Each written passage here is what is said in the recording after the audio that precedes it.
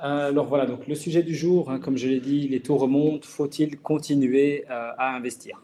C'est une question qui se pose beaucoup à l'heure d'aujourd'hui en Belgique, parce qu'on a des taux qui ont assez fortement augmenté au cours des derniers mois. Et donc, on va voir ensemble simplement quel est mon avis, qu'est-ce que nous on pense au sein de Mastéos. Est-ce que le contexte actuel représente toujours une opportunité? Alors, qui je suis? Pour ceux qui ne me connaissent pas, je suis Jonathan Hendricks, donc City Manager Liège et Bruxelles pour Mastéos. Donc, mon but est tout simplement de pouvoir trouver les opportunités à présenter à nos investisseurs et d'optimiser au mieux leur stratégie d'investissement pour trouver tout simplement les meilleures affaires qui correspondent à leurs recherches. Alors aujourd'hui, rentrons directement dans le vif du sujet. Donc, on a des taux qui vont de 2,8 à 4 de taux d'intérêt, donc c'est relativement conséquent. Il faut savoir qu'il y a encore moins d'un an, on était tout simplement à encore aux alentours de la barre des 1%, 1,2%. Donc je sais qu'on a pas mal de Français qui suivent ce webinaire. Je pense que les taux sont encore légèrement inférieurs chez vous, mais ici en Belgique, les taux ont vraiment explosé et beaucoup d'investisseurs donc, se posent la question, faut-il continuer à investir malgré les taux qui sont très élevés? Alors, les sujets qu'on va voir aujourd'hui, c'est tout simplement quels sont les différents types de crédits. Pourquoi est-ce que nous, chez Mastéos, on reste persuadé qu'il faut continuer à investir? On va voir également comment il est possible d'optimiser son cash flow avec des stratégies qui sont typiques à la Belgique. Et on va également vous partager quelques exemples. On va analyser quelques exemples ensemble pour montrer à quel point le type de crédit que vous allez utiliser va avoir un impact réel sur votre investissement et sur votre cash flow. Alors, avant de commencer, je voudrais simplement rétablir trois grandes règles en ce qui concerne les financements, donc sur le financement en Belgique. La première règle, c'est la quotité, c'est-à-dire c'est le pourcentage que la banque va accepter de vous prêter par rapport au coût du projet. Il faut savoir pour les Français qu'il y a une différence entre le marché belge et chez vous. Nous, on n'a pas de nos prix d'acquisition ne contiennent toujours la commission de l'agence. Donc on n'a pas de net vendeur, on a simplement un prix total.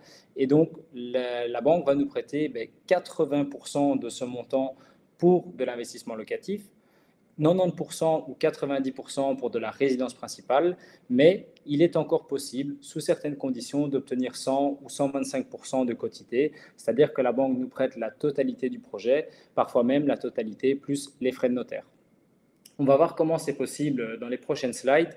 C'est quelque chose qui est de plus en plus rare, mais qui est encore tout à fait envisageable.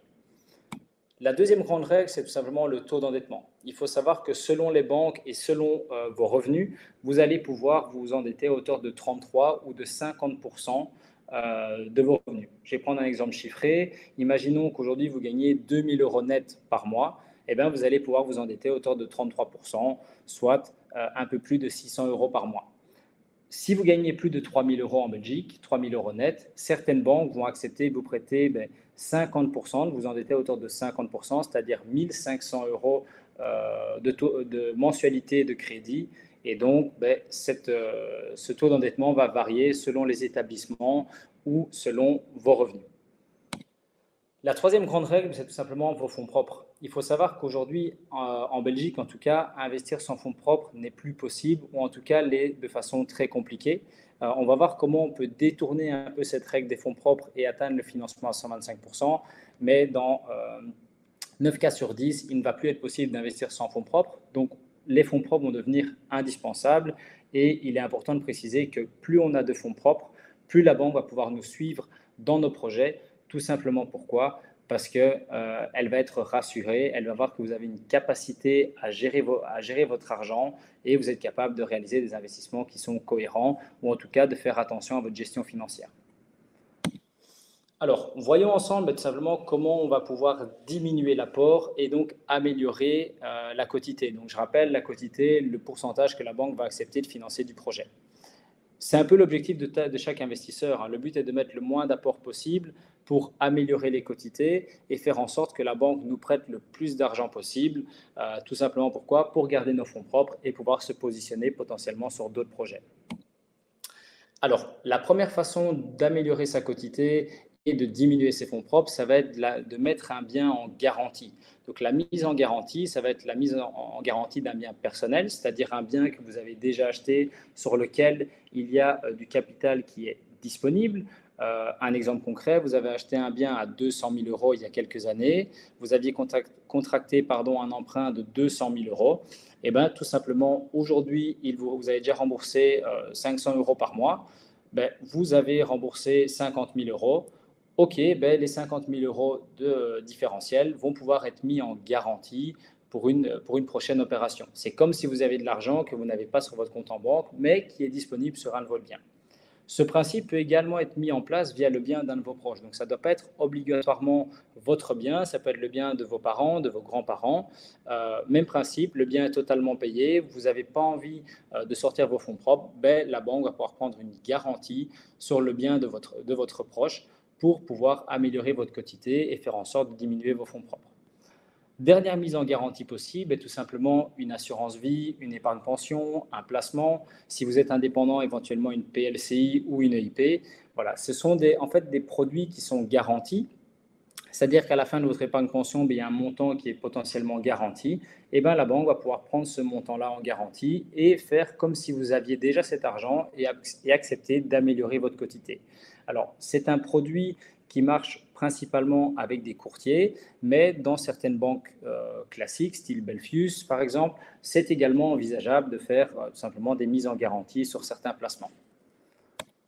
Le deuxième moyen d'augmenter votre quotité et diminuer votre apport, c'est tout simplement de réaliser ce qu'on appelle un nantissement ici en Belgique, c'est-à-dire que vous allez bloquer une somme d'argent dans une banque. Cet argent sera bloqué pour une durée qui va être déterminée dès le début du contrat, mais ça va vous permettre tout simplement d'améliorer votre quotité et tout simplement de devoir sortir moins de fonds propres. Alors, l'argent que vous allez bloquer, vous n'allez pas pouvoir l'utiliser pendant la durée que vous allez décider avec votre banquier. Par contre, à la fin de ce laps de temps, vous récupérez l'intégralité de votre argent et donc on peut voir ça éventuellement comme une sorte d'épargne forcée. Enfin, le dernier point, c'est un petit bonus. Ça ne fonctionne pas toujours, ça dépend vraiment d'une situation à l'autre et surtout d'un établissement à l'autre. Mais le premier bonus, ça va être de refaire une expertise de vos biens. Je m'explique. Si vous avez acheté un bien il y a 10 ans pour un montant de 200 000 euros, comme on le sait, l'immobilier prend de la valeur chaque année et donc automatiquement, la valeur de votre bien à l'heure d'aujourd'hui sera beaucoup plus importante que la valeur auquel vous l'avez acheté. Phénomène encore plus vrai, si vous avez fait des travaux, vous avez amélioré la performance énergétique, vous avez optimisé les espaces, vous dégagez une meilleure rentabilité, automatiquement, la valeur de votre bien est beaucoup plus importante. Et donc, refaire une expertise de la valeur réelle aujourd'hui va permettre, dans certains établissements, d'améliorer votre quotité. Exemple, votre bien qui en valait 200 000, aujourd'hui en vaut 250, la banque va pouvoir potentiellement se baser sur une valeur de 250 000 et non plus sur une valeur de 200 000 si vous voulez mettre ce bien-ci en garantie. Attention, je ne sais pas si certains sont courtiers parmi vous ou éventuellement travaillent dans des banques. Certains établissements ne fonctionnent que via l'inscription hypothécaire, c'est-à-dire le montant du crédit que vous avez contracté à la base. Et donc, si c'est le cas, dans ces établissements-là, malheureusement, l'expertise ne fonctionnera pas. C'est pour ça que j'ai mis cela en bonus et non pas en réelle stratégie, comme on peut le voir juste avant avec le nantissement. C'est vraiment un bonus, ça peut fonctionner dans certains cas.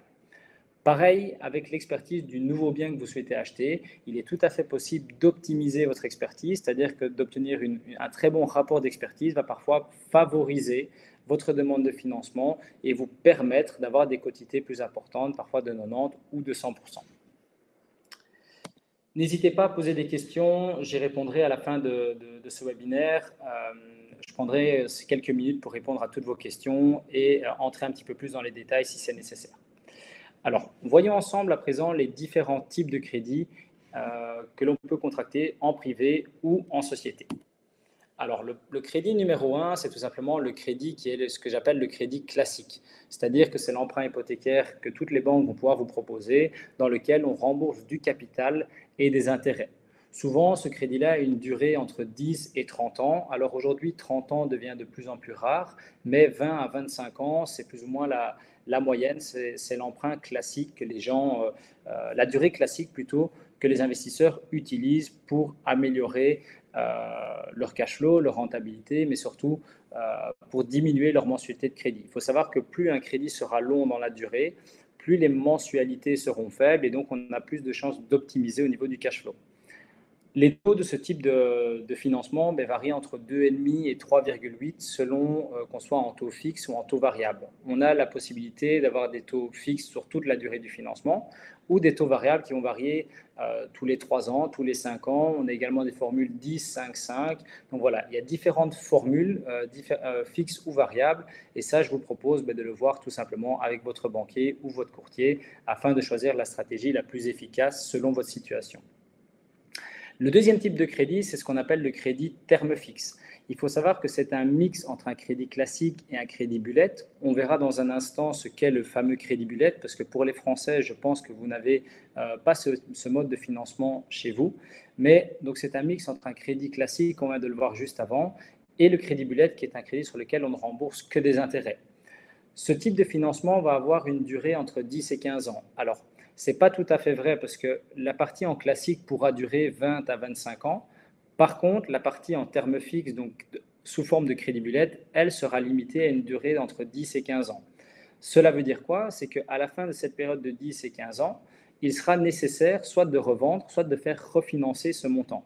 On verra ça dans un exemple concret à la fin de cette présentation, mais gardez bien en tête que lorsqu'on sort du cadre du crédit classique et qu'on ne rembourse pas du capital et des intérêts sur la totalité de l'emprunt, vous allez être obligé de trouver une alternative après 10 ou 15 ans, soit de revente, soit de refinancement.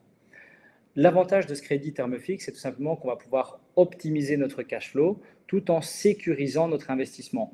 Pourquoi je dis ça? Si on diminue la mensualité de crédit en faisant du terme fixe, en faisant soit du 70-30, 70-30 ou du 50-50, ce que je veux dire par là, c'est que imaginons un achat à 200 000 euros. OK, on fait un terme fixe en 50-50, ça veut dire que 50% du montant d'emprunt sera en crédit classique, on rembourse du capital, des intérêts. Sur les 50% restants, c'est-à-dire les autres 100 000 euros, on ne remboursera que des intérêts et pas de capital.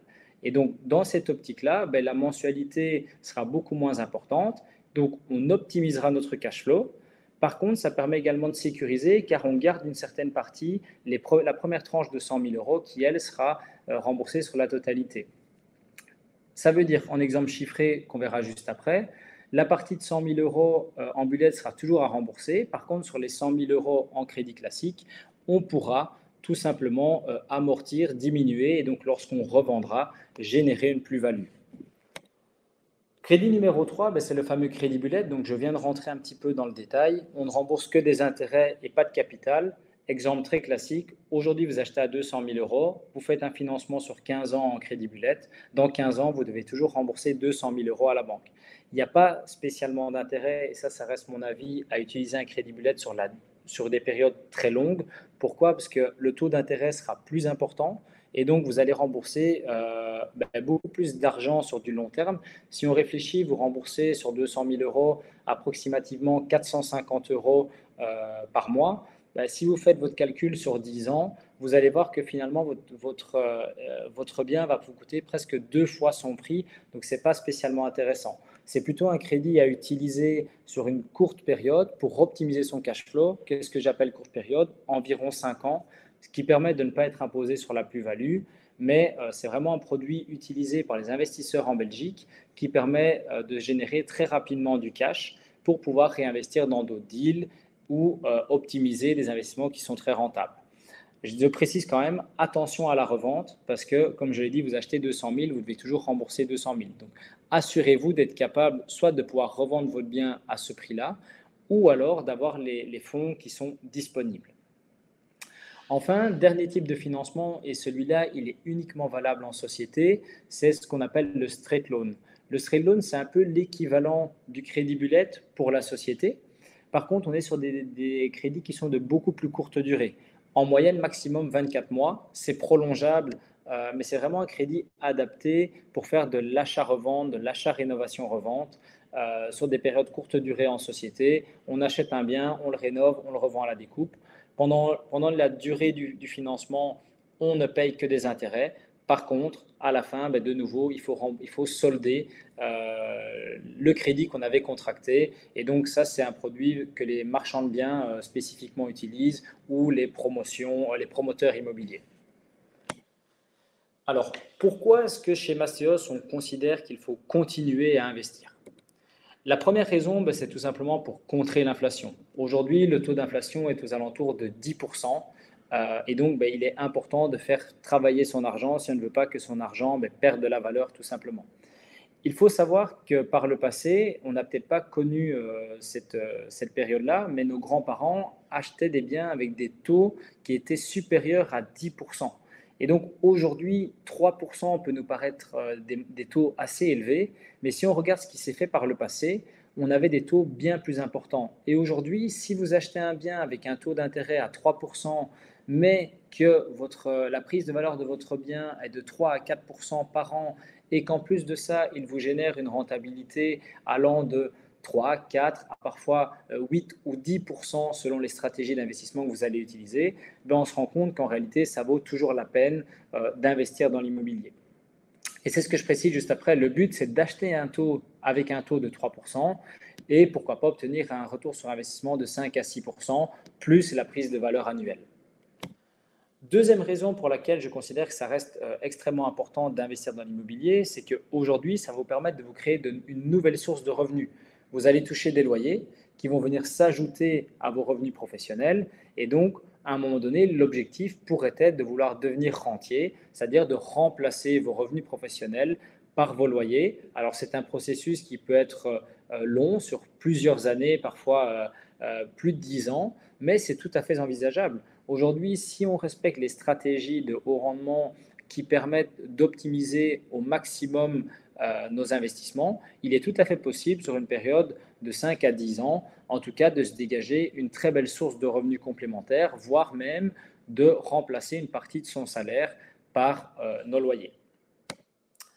Troisième raison, selon moi et selon Mastéos, c'est qu'on profite d'un double enrichissement. C'est-à-dire qu'on a un enrichissement à court terme via les loyers qui représentent une nouvelle source de rentrée d'argent, mais également un enrichissement à long terme via la plus-value et la constitution d'un patrimoine. Donc, vous allez gagner des loyers immédiatement et en plus de ça, votre bien va prendre de la valeur. Vous allez vous constituer un patrimoine, vous allez avoir des biens qui ont une certaine valeur et ce sera toujours une source de revenus. Et en plus de ça, si nécessaire, vous pouvez simplement le revendre et générer plusieurs dizaines, voire plusieurs centaines de milliers d'euros en un laps de temps relativement court. Alors, voyons ensemble aussi comment est-ce qu'on peut réaliser une bonne affaire et optimiser son cash flow. Pour moi, la bonne affaire, elle se fait à l'achat. C'est-à-dire que lorsque vous êtes capable d'acheter un bien en dessous du prix du marché ou au maximum au prix du marché, vous allez déjà pouvoir réaliser une bonne affaire. Lorsqu'on achète plus cher que le prix du marché, automatiquement, la bonne affaire n'est pas possible parce qu'on a déjà payé trop cher par rapport à un bien qui ne valait pas cette valeur-là.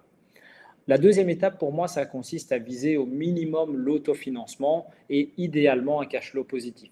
Ce que j'appelle l'autofinancement, c'est que votre loyer va vous permettre de couvrir l'intégralité de votre projet.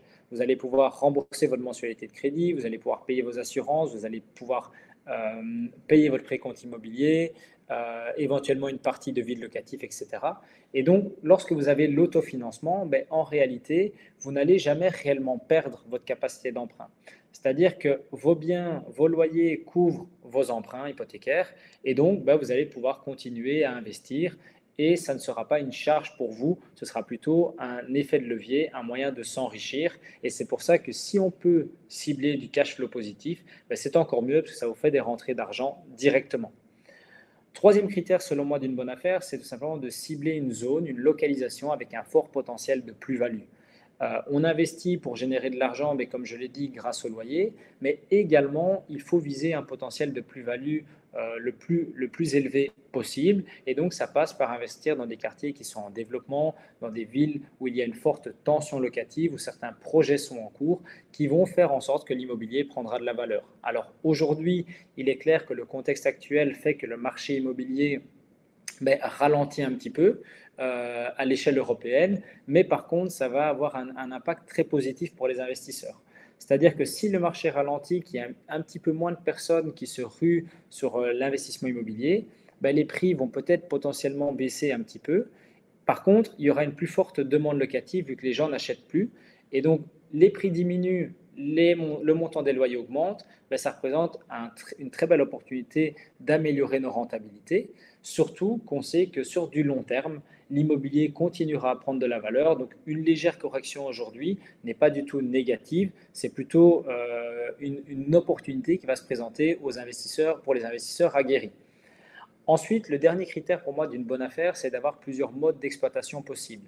Ce que j'entends par là, c'est qu'aujourd'hui, si vous êtes capable d'être rentable dans de la location nue classique, que derrière, vous êtes également capable d'optimiser avec une stratégie de haut rendement type colocation courte durée, et qu'en plus de ça, si vous faites un achat, rénovation, revente, ben, vous dégagez une plus-value immédiatement.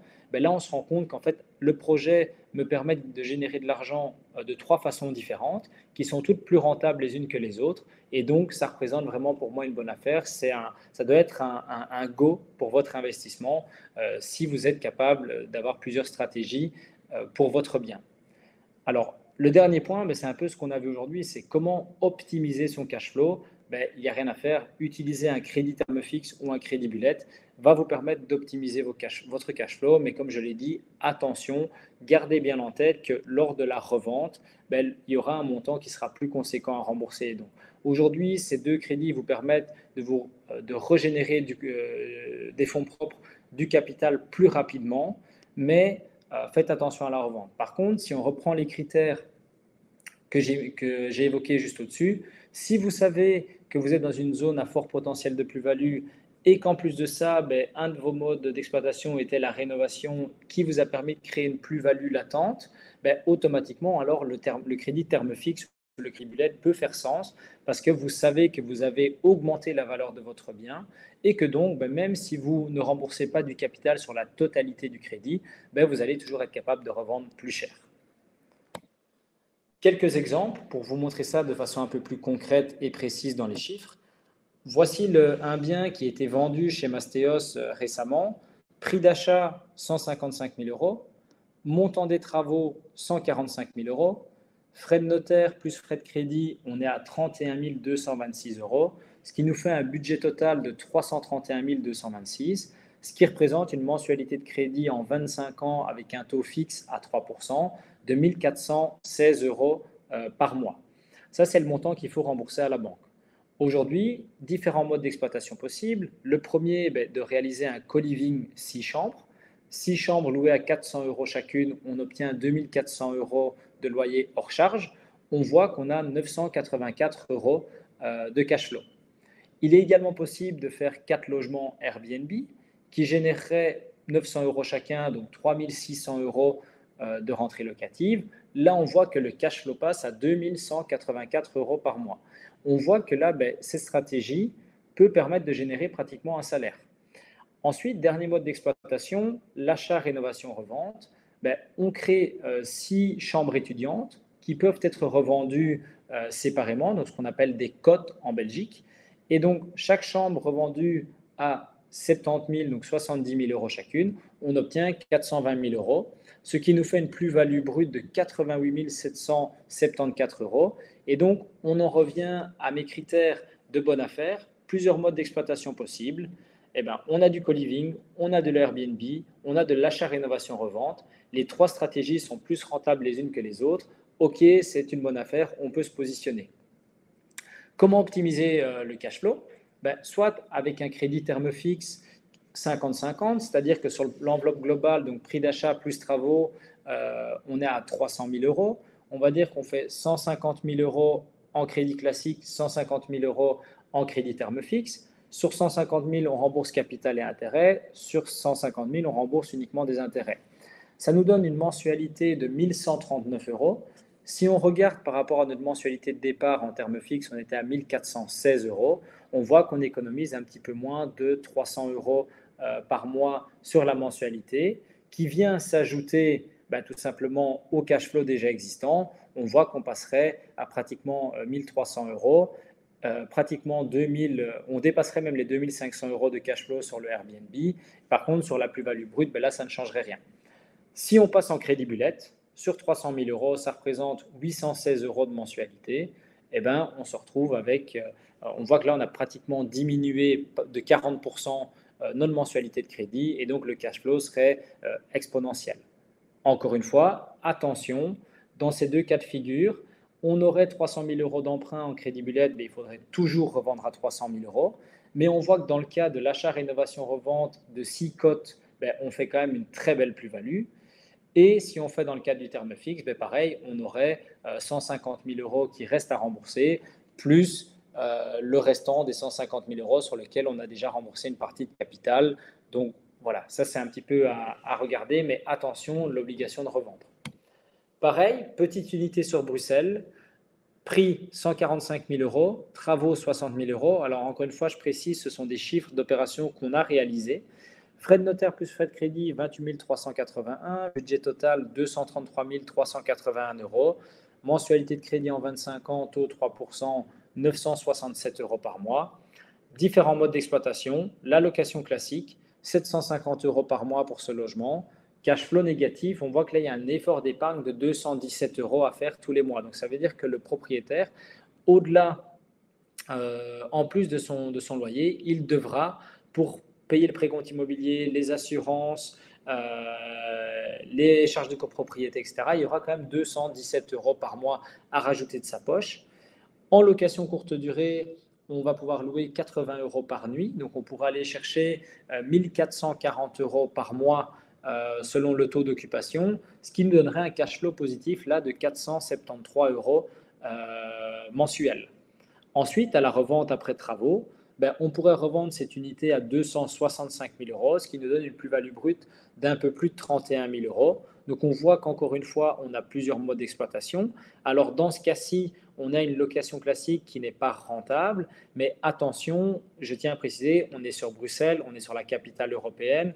Aujourd'hui, il est logique que le rendement soit moins important et que donc on ne vise pas une rentabilité avec un enrichissement à court terme sur Bruxelles, mais on vise plutôt un investissement patrimonial qui va prendre beaucoup de valeur sur la durée.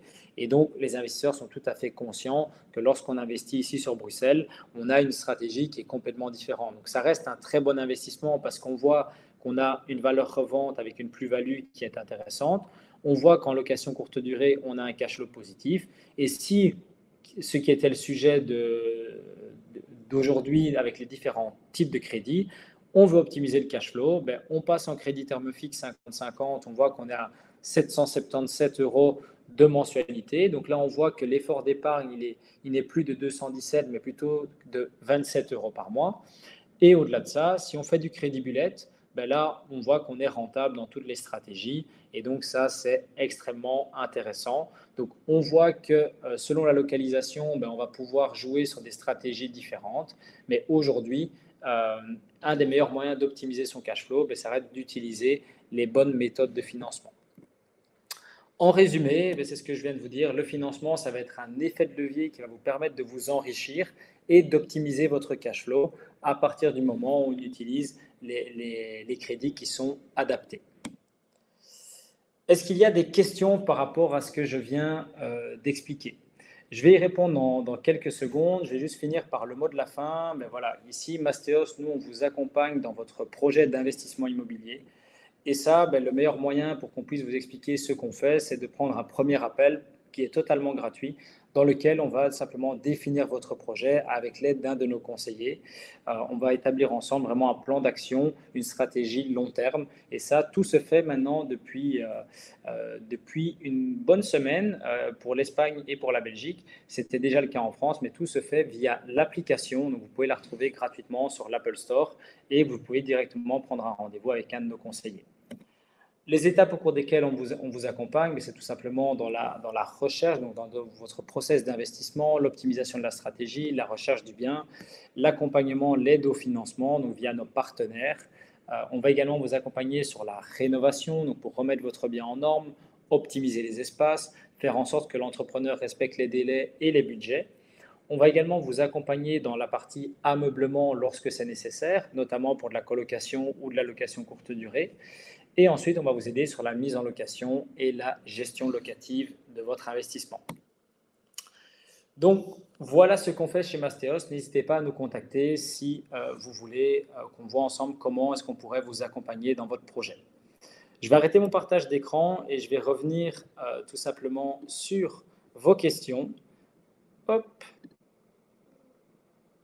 hop là, voilà. Alors, je reprends ceci, j'arrête le partage et je vais répondre à vos questions. Donc, je vois Aurélien, le prêt à 125% équivaut au prêt à 110% en France. Effectivement, c'est l'équivalent. Alors, nous, on appelle ça 125%, mais c'est exactement la même chose. On nous prête donc les frais de notaire. Laurie, la mise en garantie peut-elle être un bien qui se situe à l'étranger? Alors ça, malheureusement, non. Pourquoi? Parce que la banque belge ne peut pas prendre une hypothèque sur un bien qui ne se trouve pas dans le pays. Donc ça, malheureusement, ça n'ira pas. Par contre, si tu es en France et que tu veux investir en Belgique, il y a plusieurs stratégies. Donc, il va y avoir soit de la possibilité de faire un premier investissement sur un petit budget en cash, ou alors je te conseille l'investissement en société, de constituer une société en Belgique sur laquelle tu vas pouvoir verser des fonds depuis la France, éventuellement générer des revenus. Mais voilà, tout ça, c'est un peu plus complexe. On peut en discuter sans aucun problème.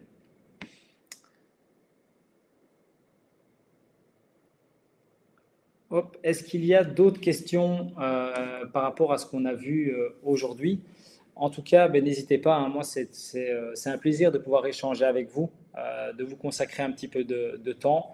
Merci aussi à vous ben, d'avoir déjà pris le temps de participer aujourd'hui et encore désolé pour le petit imprévu au niveau du son. Voilà, c'était les aléas de dernière minute. Alors, Aurélien qui nous demande, y a-t-il un avantage à prendre le prêt à 110 ou 125% et garder son cash, ou préférable d'amener un apport? En réalité, moi, je te conseille de pouvoir toujours garder un minimum de cash. Pourquoi? Bien que le cash perde de la valeur si tu le laisses simplement en banque, ce qui est sûr, c'est que ça donne quand même un coussin de sécurité, un petit matelas qui est confortable en cas d'imprévu. Tu sais que tu as toujours du cash qui est disponible. Et en plus de ça, lorsque tu vas à la banque pour un nouveau projet et que tu as des fonds propres, ben, tu seras toujours mieux accueilli que si tu n'en as pas. Donc oui, il y a un avantage de ce côté-là.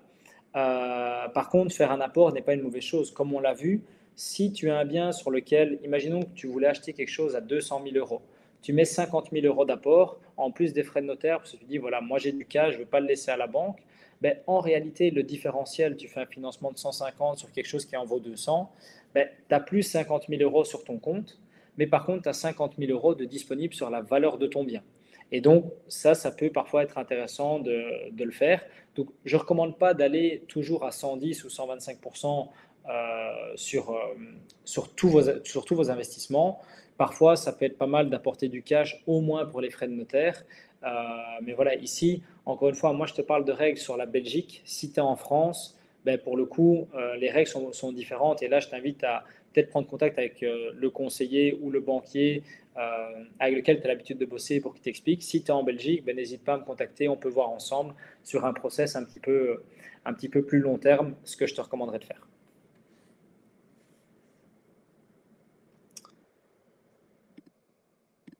Alors, ben, écoutez, s'il n'y a plus d'autres questions, ben, ça va être l'heure de vous laisser. J'espère que cette présentation ben, vous aura plu, que ça vous aura intéressé.